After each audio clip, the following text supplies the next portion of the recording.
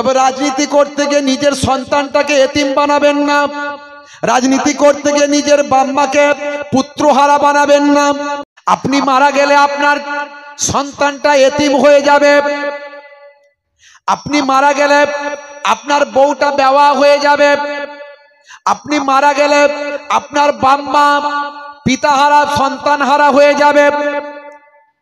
নেতা একদিন এলেও আসতে পারে, নাও আসতে পারে, 2-4 লাখ টাকা দিলেও দিতে পারে, নাও দিতে পারে। আপনি ভালো করে ভাবুন তো দেখি, যার জন্য আপনি জীবন দিচ্ছেন এটা কি শহীদের মর্যাদা পাবেন? সেই নেতা তার ক্ষমতার জন্য কাজ করছে। হে তরুণ যুবকেরা, হে আমার মুরব্বিয়ানেরা, আপনিও সেই নেতার জন্য জীবন দিচ্ছেন। আপনার উদ্দেশ্য কি? আল্লাহর সন্তুষ্টি না বান্দার সন্তুষ্টি? হে তরুণ যুবকেরা, হে আমার বন্ধুরা, 5 বছর ছাড়া ছাড়া কত মুসলমান মারা যাচ্ছে, কথা ঠিক না ভুল? ভোটের সময় এলি লড়াইটা করবে কে? মুসলমান। মারছে কে? মুসলমান। মরছে কে? মুসলমান। ভোটের সময় এলি শুধু মুসলমানদের ডাক, কথা ঠিক না ভুল? কথা ঠিক না ভুল? হ্যাঁ বন্ধুরা আমার, মিছিলের আগে মুসলমান, বুথ জ্যাম করবে মুসলমান, বুথ তৈরি করবে মুসলমান, ভোটটা তৈরি করে দেবে, ভোটটা করিয়ে দেবে মুসলমান, কথা ঠিক না ভুল বলেন? হে তরুণ যুবকেরা, হে আমার মুরব্বিয়ানিরা, এই করতে গিয়ে আপনি মারা গেলেন। 5 বছর ছাড়া ছাড়া ভোটের সময় এলেই কত মুসলমান মারা যায়, কিন্তু 5 বছর পরে তার রেজাল্টটা কি পাওয়া যায়? এতগুলো যে মুসলমানের জীবন গেল, মুসলমানদের কতটা 5 বছরে উপকার হলো একবার হিসাব করুন। হিসাব করে যদি প্রমাণ দিতে পারেন যে হ্যাঁ মুসলমানের অনেক উপকার হয়েছে, তাহলে আমি এই কথা বলা বন্ধ করে দেব। আমি কোনো ভোটের প্রচার করি না, কারো দলের হয়েও বলি না একে ভোট দাও ওকে ভোট দাও বলি না। আমি আমার কওমের জন্য কথা বলছি।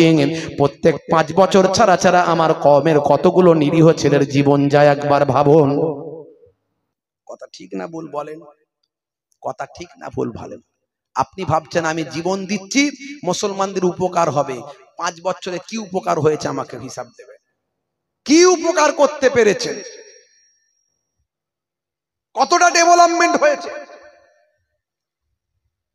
হে তরুণ যুবকেরা, হে আমার বন্ধুরা, হে আমার মুরব্বিয়ানেরা, শুনে রেখে দিন বাবা, নিশ্চয় দুনিয়াদারি করতে গেলে দুনিয়ার রাজনীতি করুন।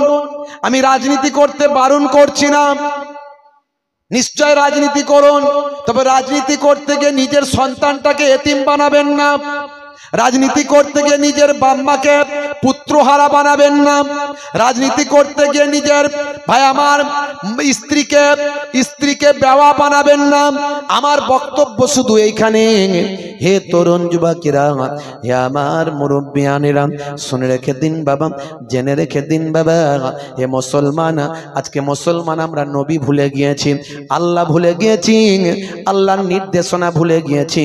যদি আমরা আল্লাহর নির্দেশনাকে আপন করতে পারতাম, নবীর নির্দেশনাকে যদি মেনে নিতে পারতাম, আমার আপনার দোয়াটা তৎক্ষণাৎ আল্লাহর আরশে কবুল হয়ে যেত।